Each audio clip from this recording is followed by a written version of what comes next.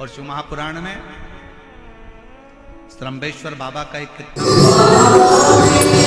कोई व्यक्ति नशे में डूबा रहता है, मदिरा का नशा छोड़ ही नहीं रहा, पूरा प्रयास कर लिया और वो दारू छोड़ने को ही तैयार नहीं।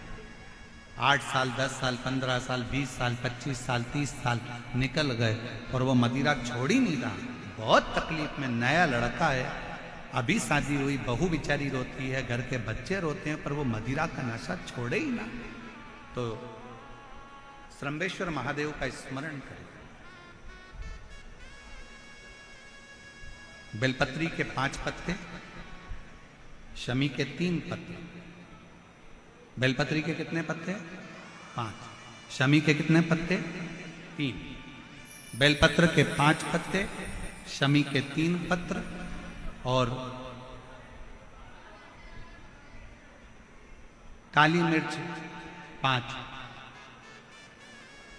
एक पत्र, शमी पत्र सब साथ में लेकर काली मिर्च के साथ में बाबा देव अधिदेव महादेव को, भगवान शंकर को समर्पित करो। श्रम्भेश्वर महादेव का नाम लीजिए। जम के बोलो, कौन सा महादेव? श्रम्भेश्वर महादेव। आपने कथा में सुना होगा कि शरम्भ पक्षी का रूप मेरे शंकर भगवान ने लिया था। किसके लिए लिया था? नरसिंह भगवान को जो गुस्सा आ रहा था, नरसिंह भगवान जो तोड़ फोड़ कर रहे थे, सारे देवताओं को डर लग रहा था, तब भगवान शंकर ने शरम्भ पक्षी का रूप धारण कर नरसिंह भगवान को अपने पंजे में उठाकर अलखनंदा नदी में ले जाकर डाल दिया। शिव जी ने एक नाम लिया, शंकर जी का एक नाम का उच्चारण हुआ। क्या नाम था? जम के बोलो, श्रम्भेश्वर महादेव। आवाज नहीं आ रही है, जरा दम के बोलो, कौन से महादेव? बोल श्रम्भेश्वर महादेव की। श्रम्भेश्वर महादेव 5 बेलपत्र, 5 कमल काली मिर्च, 3 शमी पत्र शंकर जी को चढ़ाकर बाबा से श्रम्भेश्वर महादेव का नाम लेकर विनय कर बाबा आपकी कृपा होगी तो जीव नशे से मुक्त जरूर होगा। शंकर, आपकी कथा कहती है कि आप राम नाम की मस्ती में डूबते हो और नशे को त्यागते हो। बाबा, मेरे भी घर में एक व्यक्ति, उसका नाम ये है, ये गोत्र है, वो नशे में डूबा रहता है। बाबा, इसको नशे से बाहर निकालो। झोली पसार कर प्रणाम करो। अपने हाथ की हथेली को, जैसे ये जल बहने वाला जो स्थान है, यहाँ ये पानी जो यहाँ से बहकर आता है, अपने सीधे हाथ की हथेली को यहाँ लगाओ। सीधे हाथ की हथेली को यहाँ लगाकर, ये जो जलाधारी है, यहाँ अशोक सुंदरी का स्थान होता है, अपनी हथेली को यहाँ लगाओ। कार्तिकेय गणेश जी का जो स्थान जलाधारी पर होता है, वहाँ हथेली को लगाकर बाबा के शिवलिंग का स्पर्श कर जो चढ़ाई हुई सामग्री है उसको वापस उठा लो और लेकर आ जाओ। शमी पत्र मदिरा पीने वाले व्यक्ति के कक्ष में रख दो और एक बेलपत्र और एक काली मिर्च जो मदिरा के नशे में लगा रहता है, सुबह के टाइम पर बेलपत्र, शाम के समय पर काली मिर्च, किसी भी तरह से उसको खाने में देना प्रारंभ करिए। 15 दिन बाबा का चढ़ा हुआ जल श्रम्भेश्वर महादेव के नाम से दीजिए। ज्यादा से ज्यादा 20 दिन, 22 दिन के अंदर वो धीरे धीरे मदिरा छोड़ना प्रारंभ कर देगा, मदिरा से दूर होता चलेगा। शिव तत्व शंकर ओघड़, शिव ओघड़। फिर से एक बार भगवान का नाम लीजिए। कौन से महादेव? श्रम्भेश्वर महादेव। और ये नाम कोई साधारण नाम नहीं है। कितना भी घर में झगड़ा हो रहा हो, भाई भाई का झगड़ा हो, रिश्तेदारों का झगड़ा हो, कोर्ट कचहरी चल रही हो, अगर आप तकलीफ में हैं तो एक लोटा जल श्रम्भेश्वर महादेव के नाम से शिव जी पे चढ़ाओ। धीरे धीरे धीरे धीरे अंतर है। कोई कोमा में पड़ा है, व्हील चेयर पर पड़ा है, हॉस्पिटल में पड़ा है, डॉक्टर ने कह दिया कि अब भगवान के ऊपर है, हमने सारी दवाइयां दे दी, गोलियां दे दी, सारा इलाज कर लिया, अब ये उठेगा नहीं उठेगा, चलेगा नहीं चलेगा, आगे बढ़ेगा नहीं बढ़ेगा, इसकी जवाबदारी हमारे पास नहीं है। उस समय पर केवल ध्यान देना, अशोक सुंदरी, गणेश जी, कार्तिकेय वाले स्थान पर एक एक चावल का दाना 3 रखो। अगर पी ले तो ठीक है, नहीं पी सकता उसके शरीर पर उस जल को लगाना रोज प्रारंभ करो। धीरे धीरे वो कोमा से भी बाहर निकलेगा, शरीर भी चलेगा और वो आगे बढ़ना प्रारंभ करेगा। श्रंभेश्वर महादेव के नाम मात्र में इतना बल होता है कि श्रंभेश्वर महादेव की यहां तक शिवपुराण कहती है कि जब जब श्रंभेश्वर महादेव की कथा आए और दिल से अगर आपने सुना है तो व्यक्ति रोग से, दुख से निवारण होता ही है।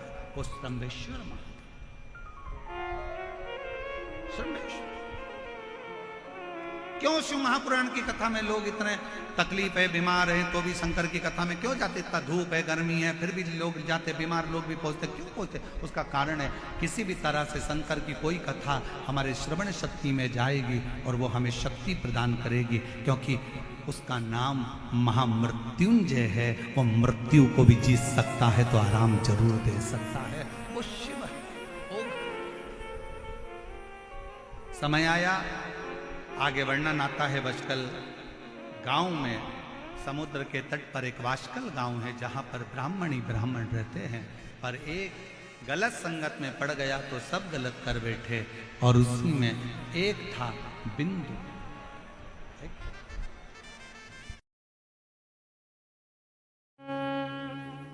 ओ काशी के भोलेनाथ, मने थारी याद सतावे। ओ काशी के भोलेनाथ, मने थारी याद सतावे। ओ काशी के भोलेनाथ, मने थारी याद सतावे। ओ काशी के भोलेनाथ, मने थारी याद सतावे। हिचकाना रोके भोलेनाथ, हिचकाना रोके भोलेनाथ, मने थारी याद सतावे। ओ काशी के भोलेनाथ, मने थारी याद सतावे।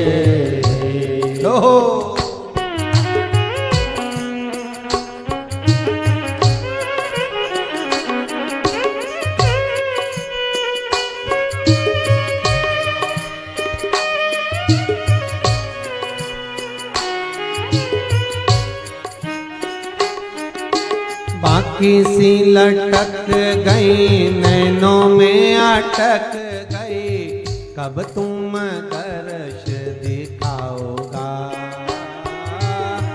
किसी लटक गई, नैनों में अटक गई, कब तुम दर्श दिखाओगा। बाकी सी लटक गई, नैनों में अटक गई, कब तुम दर्श दिखाओगा। किसी अटक गई, नैनों में अटक गई, कब तुम दर्श दिखाओगा। हिचकाना रुके भोलेनाथ, हिचकाना रुके भोलेनाथ, मने थारी याद सतावे। ओ काशी के भोलेनाथ, मने थारी याद सतावे। ओ काशी के भोलेनाथ, मने थारी याद सतावे। आओ जी मारा भोलानाथ, आओ जी मारा भोलानाथ, आओ आओ जी मारा भोलानाथ, आओ जी मारा भोलानाथ। मन में थारी याद सतावे, ओ काशी के भोलेनाथ, मने थारी याद सतावे। ओ काशी के भोलेनाथ, मने थारी याद सतावे। आपकी कोई कामना है, आपका कोई भाव है, आपके हृदय की कोई बात है जो बहुत दिनों से लगे हुए हो, और बाबा हो सकता है कि किसी कारणवश पूर्ण ना हो रहा हो। कई लोग कह भी देते हैं गुरुदेव, कोई कोई कहते हैं, अब जैसे आज कोई कह रही थी बच्ची की मैंने शिव महापुराण में पशुपति व्रत सुना और उसको करा, उसका लाभ मुझे मिला। मेरे पति ने भी करा, उसका भी लाभ मुझे मिला।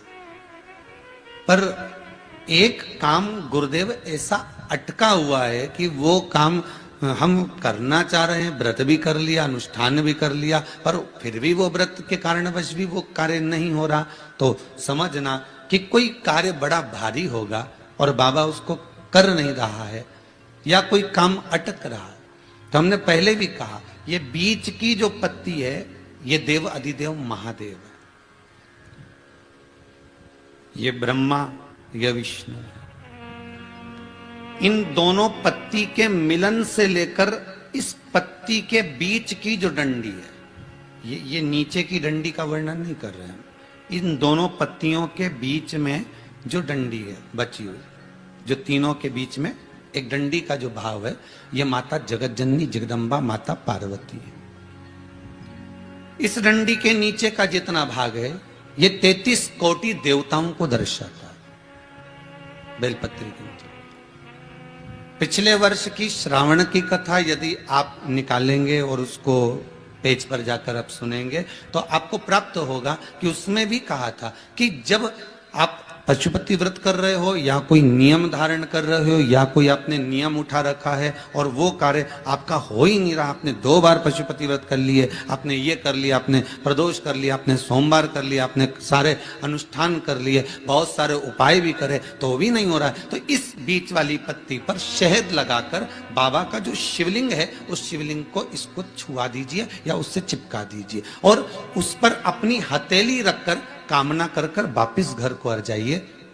बाबा आपकी वो मुराद शीघ्र 3 महीने के अंदर पूरा कर ही देता है। ये पक्ष